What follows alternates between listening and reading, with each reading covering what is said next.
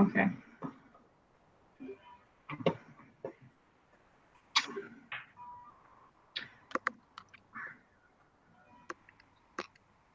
So do you guys actually see the slides?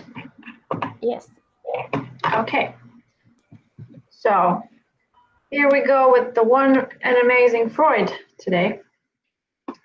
The completely opposite personality compared to Jung, but they were friends, so maybe you can learn something good out. So I'm going to talk about Freud and his personality theories. So he was living from 1856 until 1939, and actually his last year he spent in England, where he also died. So this is just a short sum up of my table of contents. I'm gonna present Freud a little bit to all of you. Then I'm gonna read out my primary reading, the quote, my research question, the books, the articles that I have, and then we're gonna start with the personality theory and childhood influence for personal development, and a few points for and against on Freud's theories by other people from my secondary readings.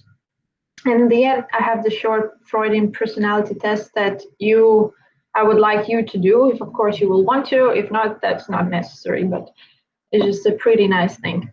So to start off with Sigmund Freud, he's an Austrian neurologist.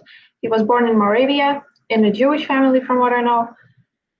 So he's the father and developer of psychoanalysis, the method through which an analytic unpack and conscious conflicts based on the free associations, dreams, and fantasies. He was pretty much popular mainly for the psychoanalysis, but he also had some other works like Dreams, Humor, also my personality theory that I'm going to talk about, and some other. So this is the book, my primary reading, where I got my quote from. The Allen book, Personality Theories, Development, Growth, and Diversity. So I'm just going to read it up for you so you don't have to do it yourself. So Freud's view of person. Freud painted a vivid portrait depicting human nature under the dictatorship of instinctual, unconscious, and irrational forces. To him, the human organism is a selfish being existed in a state of external and internal turmoil. Even during the supposed innocence of childhood, it displays aggressive and sexual excesses. Dominated by forces outside of conscious control, people are covered with a thin crust of civilization, but exist in a constant state of frustration.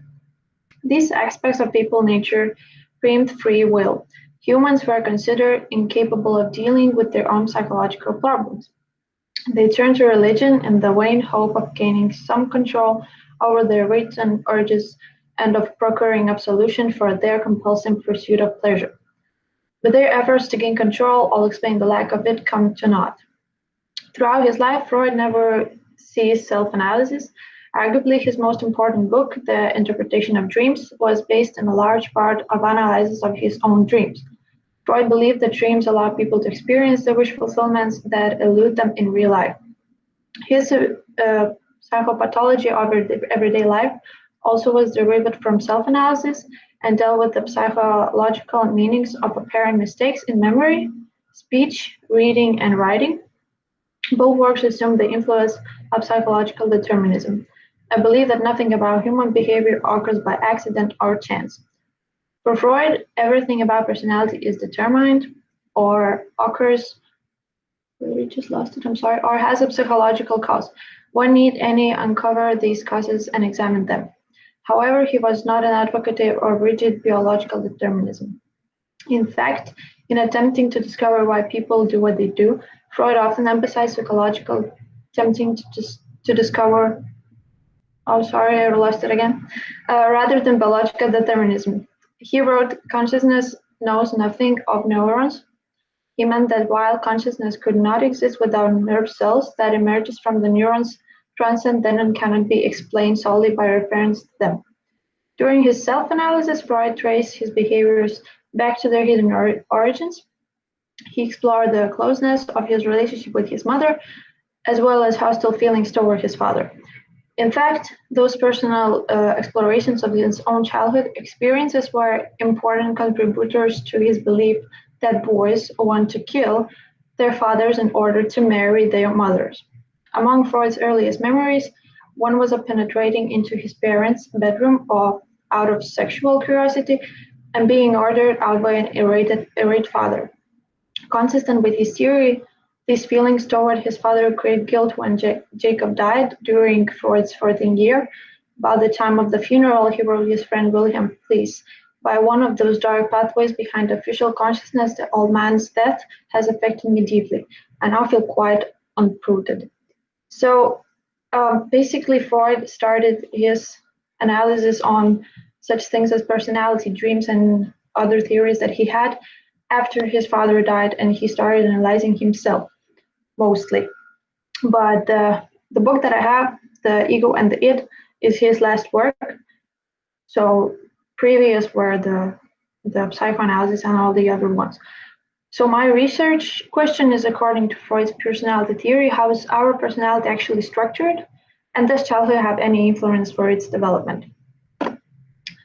So just to sum up a little bit my literature, so I have the Zygmunt's book, The Ego and the Id, his last and final work.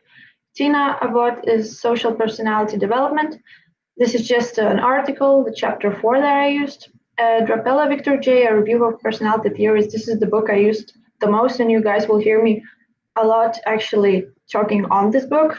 I have a lot of notes, so if I look down, I'm sorry, but it's just because I have a lot of things from this book. And then Anthony Freud, A Very Short Introduction, chapter 5, which also helped me to have a better overview on the id and all those things. But I didn't use it pretty much in this presentation, but it's still there. So just now fast, it's like, this video is quite long. It's like 15 minutes, I think, but I still want you to see it. So just a second, I will copy the link.